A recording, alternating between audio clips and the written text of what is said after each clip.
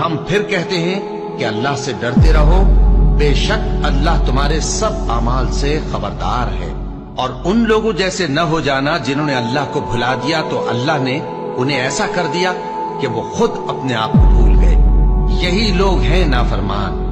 اہل دوزخ اور اہل بہشت برابر نہیں، اہل بہشت ہی کامیابی حاصل کرنے والے ہیں۔ اگر ہم یہ قرآن کسی پہاڑ پر نازل کرتے تو تم اس کو دیکھتے کہ اللہ کے خوف سے دبا اور پھٹا جاتا ہے۔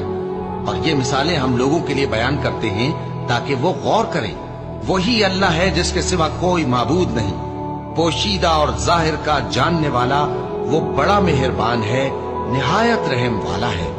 وہی اللہ ہے جس کے سوا کوئی عبادت کے لائق نہیں، بادشاہ حقیقی، ہر عیب سے پاک، سلامتی دینے والا، امن دینے والا، نگہبان، غالب، زبردست، بڑائی والا۔